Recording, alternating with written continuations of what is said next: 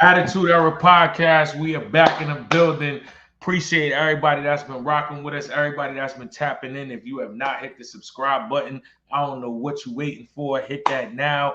Hit the like, hit the share, turn your notifications on. We are live almost every day on this YouTube channel. You don't want to miss it. We do recaps of Monday Night Raw, NXT, SmackDown, all the PLEs, and it's two this weekend. So you know what I mean? We will be live on Saturday and Sunday for Bash at Berlin and No Mercy. But today we here. It was a sad moment in the wrestling community. I'm sure everybody's heard now. But we here to celebrate life and hopefully get Sid Justice, the justice that the Attitude Era podcast feels like he deserves, and that is to put my guy in the Hall of Fame. So rest in peace to Sid Vicious. Rest in peace to Sycho Sid once again. And for those that don't know, y'all see who's here. We got a wonderful team.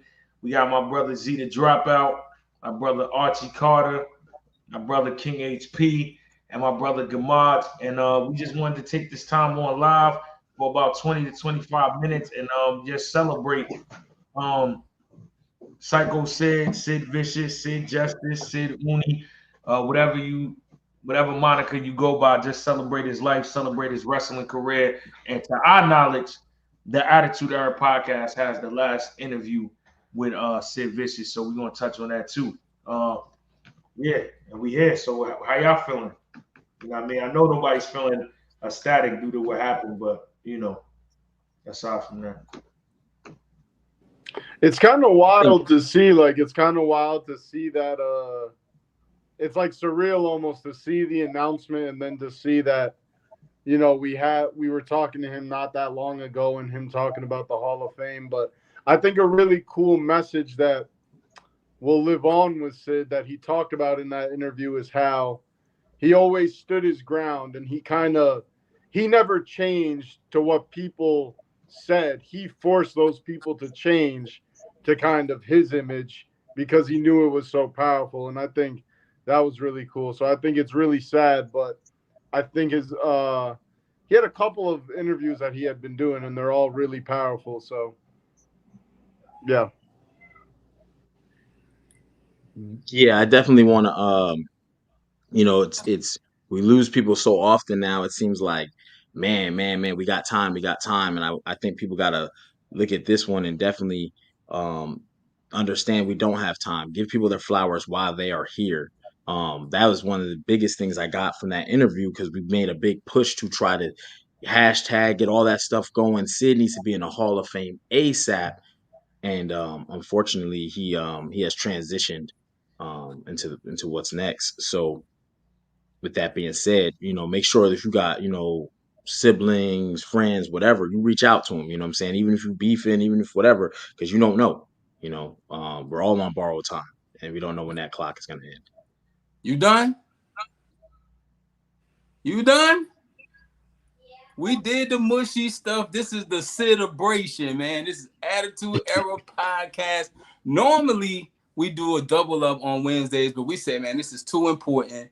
We had the world talking about this man one more time. He heard it. He felt it. We crossed the pond with it, picked up major networks. Sid Vicious, Hall of Fame. And we here to celebrate the life of Sid. It's a celebration all week on Attitude Era Podcast. So we here to just talk our favorite moments about the man. I know it's sad, but if Sid was here, Sid would be turned. So we about to turn up one time for Sid Vicious, and I don't know how we doing it. Normally on double ups, we do 1 minute pros, 1 minute cons of the career, but I think we're just gonna talk. HP, what you thinking, man? DNA, Z, Gamaj. It's kind of wild how you said the reaction to the interview when we released it. You saw how much love there really still was, like, for Sid Vicious, and how many people were like, he's right. You have and he to throw felt him it. in the, he felt it, man. Yeah, so, it's really wild, the reaction. Like, the community pretty clearly still had so much love for him. But, I mean, if we're talking about favorite moments, I can kind of just open the floor here. I think when he beat Shawn Michaels at Survivor Series, like, no one expected that. That's like an iconic moment that I still think will go down forever. Also, I didn't want to skip over. They actually played on Monday Night Raw a video package for Sid. which he is getting that recognition or starting to. Hold up, Z. Speaking of, HP put together one, so let's gather our thoughts and favorite memories real quick while HP played this video he put together, and we get right into it. So we're not gonna hold y'all too long, but we've been sad long enough. It's time to have the celebration right here on Attitude Era Podcast. Let's go, HP. See yourself being in the WWE Hall of Fame if they were.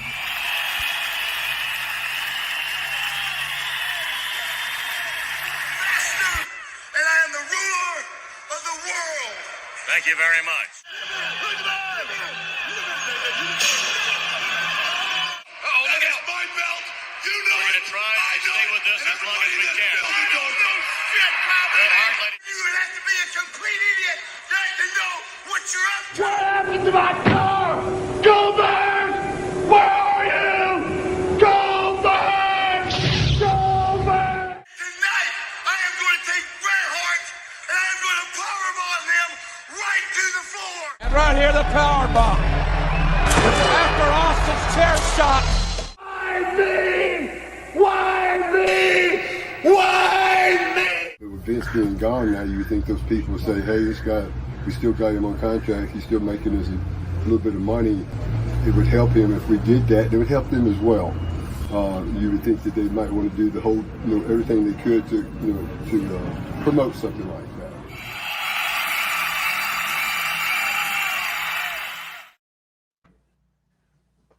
HP. Yeah, that was nice. It's a good video. Yeah, I appreciate that. I just hope that the family of Sid Eudy, the friends of Sid Eudy, the associates of Sid Eudy can appreciate that, because we appreciated that man, and he was a big part of my childhood. Because you talked about Survivor Series '96, where he dethroned Shawn Michaels from his first title run. Mm-hmm. That was when I became because I was a big Shawn Michaels fan. That was an instant, like, I was cheering for Sid. You know what I mean? And so, yeah, absolutely. He deserves it. He deserves all his flowers. Gamash, how you feeling about that, man? You have to actually talk with the man himself, It's looking back now and knowing that, he's currently in a better position where he is now. Nothing for me now is going to look at him more than the personality behind the wrestler. Just him as a human being.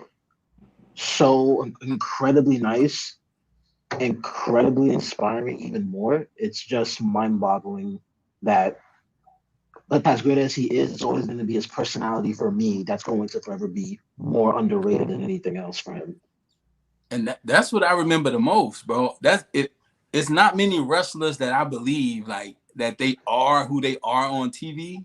There's no doubt in my mind that Sid was Sid in real life. Even when we had was getting prepared for the interview, we was texting you, hey, don't piss him off. I don't want you to get power bombed at the rest of the universe. So Gamar's no, you know what I mean? I'll let the cat out the bag. I had one question that I needed Gamar's to ask him. About Sami Zayn. I said that automatically. Yo, I see Sycho Sid going crazy on Sami Zayn. Let that be the first question you ask him. And for me, I mean, when everybody on there except for, Z's younger than me and Gamaj and me are the same age, but the OGs, Archie and HP, they was already into wrestling. So when I was about 5 or 6, that's probably the first time I seen Sycho Sid. I was terrified. First time I was when he turned on Shawn Michaels the next night on Raw. So I'm like, yo, who the hell is this guy that's cooking Shawn Michaels up? So after that, I was like, yo, man, he's a scary guy, and you should just yell. That's when when Sycho Sid. I believed him, bro. I believed him. I believed that's who he was, and that was really a part of his personality. And I think that's why it worked. Like you said, he was. If you told a child to draw a wrestler, they would probably draw somebody that looked physically like Sycho Sid, because he had the body type, he had the personality, he had a perfect move set for his build, and on the mic, man, some of his best moments I think weren't supposed to be, but he made it because it was just him. Like, dude was like a real live wire. He was unpredictable, and that's what I liked about him. And he was a clear-cut professional. I want to talk about one moment, bro, that it was so bad, but there's one guy who to me stands out as a star, and that's that That's the Shockmaster's entry, right? Where he comes through and he busts through the wall, and it's tugboat, you know what I'm saying? But everybody is tripping. If you go, please watch that clip. Ric Flair left, right? But I don't know if they replaced him with a cardboard cutout that's in the background, or he's just so perfectly still. Then on top of that, right? On top of that, Sid decides, hey man, look, somebody got to be professional here. Cause this dude, cause you hear someone say, who the fuck is this motherfucker? You know what I'm saying? Helmet done fell off, stormtrooper joint. And Sid was like, I'm telling you, you don't scare me. And he just brought this thing, and his eyes go, bro. Sid was on 10, perfect professional. Because I know they had to be. Arn Anderson said, oh God, oh my God, he done fell out. Bro, go please watch that joint with the Shockmaster, bro. I know we talked about like kind of setting this up, and we were saying favorite matches, favorite promo. I tried and I couldn't pick any, bro. Just scrolling through the Twitter timeline is so many memories of Sid, because I don't think people realize how long of a career he had, and he had like 2 careers in both companies. You just mentioned the Shockmaster, and he started out with like as part of the Horsemen, and early up until the classic 1989. Goldberg. Like he had a long career, and it's too many memories and moments to pick, but it's definitely classic Sid moments and matches. Like say the dude, it's things I forgot about, some things I never seen just from people's different experiences and memories, and that's the beauty of wrestling, man. We all come in at different times and we like different things, but I don't think I met anybody who didn't like Sid. What? We all come at different times and do different things. We come at different times and like different things. You know, there's a great Sid promo. It's like you said, these Sid moments that aren't even really supposed to be those great moments when he makes them, where he's doing a live promo and he just goes, let me do that again. And they're like, we're live. And he just automatically snaps. And he says, well, then I'm going to kick your ass. Like he just automatically snaps back. And it's great, man. It's like watching a blooper reel from a movie. Yeah, and he just, as soon as they said it, he snapped back. He said, let me do it again. We're live. Well, then I'm going to kick. Like he was right back into it, man. Miss Awesome Saucy, yes, there he goes. There he goes. Yeah. Actually, we got a membership question. If y'all could book a fantasy Sycho Sid Vicious match, who would he face and where would it be and what type of match? Last man standing, SummerSlam, Brock Lesnar. Oh yeah. I got I guess we'll call it a powerbomb match. Brian Breaker somewhere. I don't know how to arena, but I see it, and I noticed in the clips HP played. We get back to the question. Sid said, "I'm gonna power bomb you through the floor." And recently in the promo, he told Bret Hart is gonna power bomb through the floor. Recently, Brian Breaker said, "I'm gonna spear you through the floor. It's gonna be my fault." So I was thinking maybe they trying to make Breaker a little Sid kind of prototype, because if anybody can do it, it'd be him. So, but yeah, what match you got, Z? Oh, you know what I got? I need that Sid Vicious versus John Cena. A good old classic singles match. Those are, I always really think those are the best. A lot of people, it's all about the stipulations, but when the story is good enough, a good old classic just singles match where those always end up being the best. Z, is that a Yeah. You said what? I mean, You need to go. I mean, who you booking? Sid versus who? I'm not gonna hold you. DNA took mine, because I was gonna say Lesnar, but the twist I would do instead, it would be a Hell in a Cell match. Ooh. Now we all know who our booker. The booker on the show is HP. HP. You've been waiting for somebody to ask you this question. I have a little bit. Watching promos and stuff, because there's so many. You know, Brock Lesnar is very, very good for this, and this is what it will be. But for me, I liked his matches with smaller guys and the smaller guys that can wrestle. So I have actually got 2 options on this one. And my first one, rest in peace to both superstars, is Bray Wyatt. I think the promo will be great. I think the lead up to it will be good, will be phenomenal. Bro, Sid Vicious in the Firefly Funhouse would be crazy. It would be crazy because you watched him with The Undertaker and he goes face to face. And outside of Diesel at that time, everyone else had that whole like, oh my gosh, The Undertaker, not Sid. Sid straight face to face, eye to eye with the man, cursing it. Oh, knock your dead ass. Like, you know what I'm saying? So that fiend ain't gonna scare him. And I would like to see that. And then if I had to do a second choice, it would probably be Drew McIntyre because the way he be crying about shit today, Bret Hart, I don't know shit about. Bro, Sid will go crazy. I don't want to on hear the you got microphone. through. So yeah, I those would be my two. Those would be my two, and then the Drew joint would probably be something like a last man standing, or a no disqualification match. He did say in the interview if he could manage somebody, he would have liked to work with Brock Lesnar. So yeah, he it's did not say too far off. And if you haven't seen the interview, we have an interview in what we think is probably the last interaction with media that he had. It was here on Attitude Era Podcast. And we did the whole week. We did a double up featuring Sid. We did the interview, and then we got the whole world talking about the Hall of Fame. And that's why it's only right that we celebrate the man. And we celebrated Sid with Sid. So I said this feels a little different for us because we were attached to the, like I said, we got the world talking about him again. And he heard it and he felt it. So, you know, we're a part of that. And when he does go in the Hall of Fame, I'm going to need some tickets, Triple H, because we got to be on that stage. You know what I'm saying? Hey.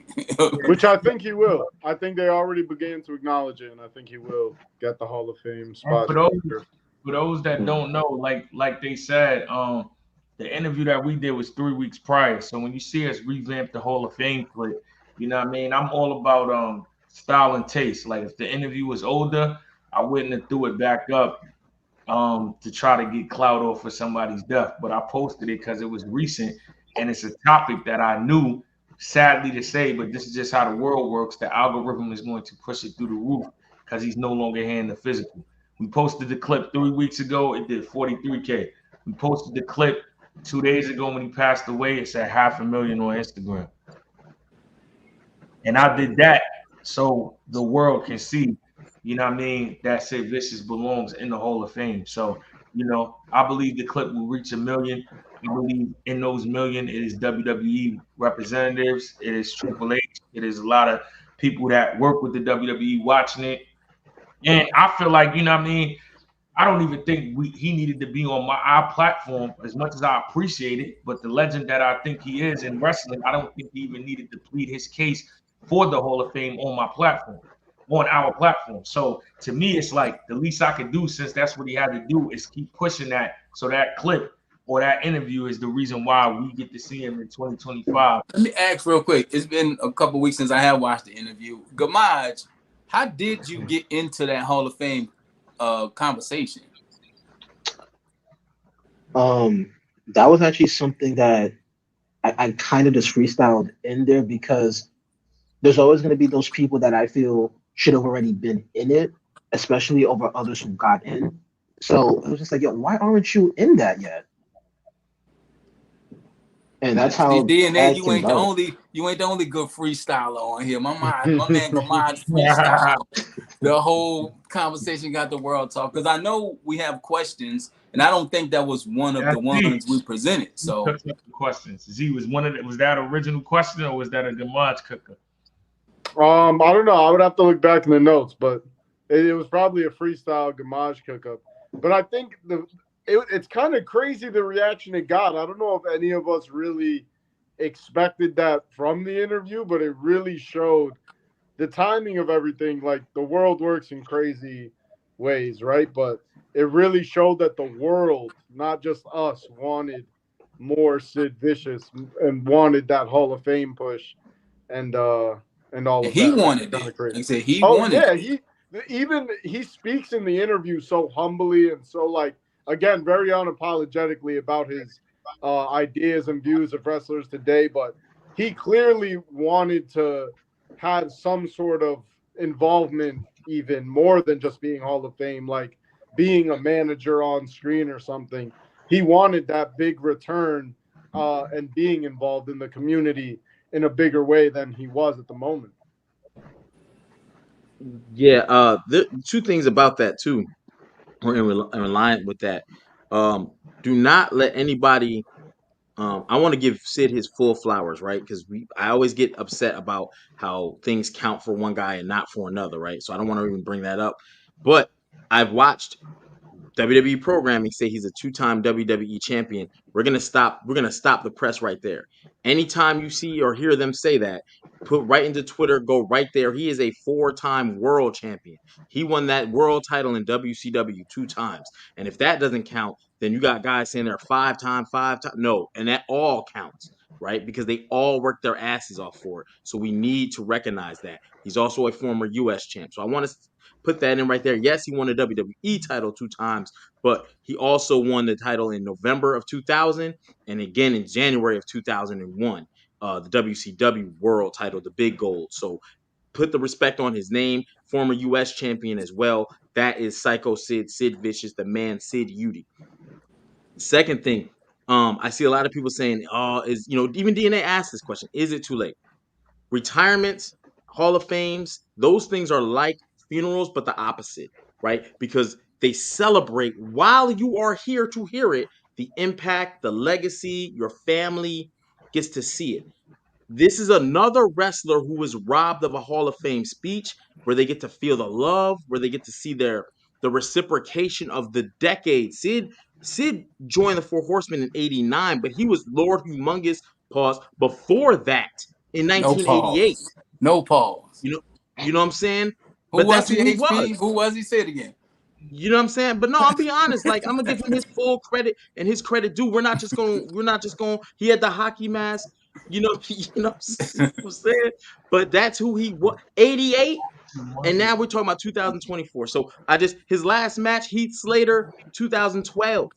I mean, he was doing the Know what thing, was man. And crazy? there's no I saw his first power bomb back from the leg injury. It was a show, and he power bombed Sami Zayn. Crazy how life works. But we not gonna hold y'all too long. We're gonna go around, I think, one more time and let everybody say, one more, what they got to say about Sid. We just wanted to tap in real quick because I said we did a whole week of Sid prior to this while he was alive, so he felt that. We got the world talking about him again, and we did this kind of episode a few times, but the whole gang is here, and that shows you how important this man was, and will be. So I mean, we can start with however y'all want to start. Give Sid a few more flowers before we get out of here. And shout out to everybody that's tuned in, Instagram, Twitter, YouTube. And if you're not on YouTube, please subscribe, hit the notification button because we can go live at any time, like right now. This kind of was, but wasn't planned, but it's here and it's added to our podcast, Celebration. Gamad, man, I want to hear you. You were the man who did the interview. I want to hear from you what you got to say one more time in this celebration. I do want to say like one match he had that stood out to me, and it's a squash match.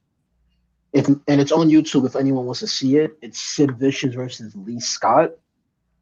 The way he squashed this dude, that's probably like top 10 squash matches I've seen. Like if there was ever a time if I was like new coming into this and I saw that match of him first, I think I would have been more shook of him than I already was when I first got put onto him. Like it looked like he murdered somebody in that ring. And it's on YouTube. I've been watching Powerbomb compilations, and it's definitely some people who got their eggs scrambled because of Sid. Yeah. Hey Z, what you got to say one more time in this celebration? I think everyone should just kind of like remember those words he said in the interview. Just if you really believe in it, just stand by it, and usually good things will happen. And of course, Hall of Fame 2025. We already know who we need. HP? Yeah, so I wanna reverberate something that was said in that interview, where he said, it would help me out and it would help us, right? And then it comes out that he passed away from cancer. I don't know if he knew, I don't know if he did know, but we've seen this happen with Chadwick Boseman, where a lot of time people don't want to come out and tell the world everything that's wrong. Some people like to enjoy their time with family. You're starting to see him with his grandkids, pictures and stuff like that come out. It is only right that we get him into the Hall of Fame, right? It is only right. It's not cool for 2027, 2028, 2030, 2025. You haven't announced no inductees. So my thing is, because the man asked for it, we all feel that he should have been in there. Please hashtag this, put this video out, hashtag his interview, put that out. We did double up on that man to do, you know what I'm saying? We did another video talking about Sid 2025 or We Riot. You know what I mean? Hashtag Sid HOF 2025 until they announce the inductees. Let's not just do this for a week and then WrestleMania time's coming and he's a forgotten. You know what I'm saying? We get to choose. They changed the main event because of our voice, right? On WrestleMania 40. Let's make sure that they do the right thing. All right. I'm gonna take us back. I just gotta say, man, it was an honor and a pleasure to have him on our platform. We are forever connected to this man and his family, and I'm seeing more of his family. I don't know much about the personal life of Sid, but I do want to say, do the things you love with the people you love, even if that person is yourself. And if it's wrestling, love wrestling, because I tell you, it's memories, it's good times we're talking about. Wrestling is something that, you know, it can love you back. So Hall of Sid 2025, Sidabration, the podcast chief with the Ula Fowler. Take us home. Yeah, I'll say this just for people wondering. In my opinion, I don't ever think it's too late because certain things just got to be in the history books. I feel like in the history books, when it's all said and done, when it's somebody that stumbles upon wrestling the first time and they may look at and deem all the wrestlers that are credible based on if they are in the Hall of Fame, you want to see Sid Vicious' name in there. So somebody that doesn't know about him will know about him. And somebody that doesn't have the history and the memories that we have, they can see that name and it brings prestige to what he did in the ring. So I feel like it's everybody's duty, if you are a wrestling fan, to just, you know, kindly throughout the next 365 days, promote that, because I feel like, you know what I mean, it's going to say something. And even though he's not here in the physical, I'm sure his soul is going to be in a better place when he gets inducted, because we don't know what's on the other side. But I would like to think that people still have their eyes and ears to what's happening. It's just from a different view. And I believe Sid Vicious will, and I believe he deserves it. You know, it's no reason why hip hop legends, and I consider myself, you know, one of those, but not. I would never want to see somebody in hip hop or a boxer, you know what I mean, be in the Hall of Fame before a actual person that laid the blueprint down for wrestling. So, with that being said, Sid Vicious Hall of Fame 2025. Yeah. Nah. I just know when he walked through the pearly gates to get in that Royal Rumble in heaven, it's going down. You heard? Peace. All right, y'all. See yourself being in the WWE Hall of Fame if they would have.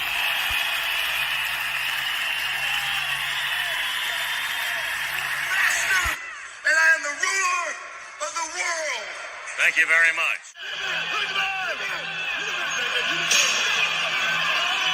Look at my belt. You know we're gonna try and stay with this as long as we can. You have to be a complete idiot not to know what you're up to. What happened to my car? Go back! Where are you? Go back!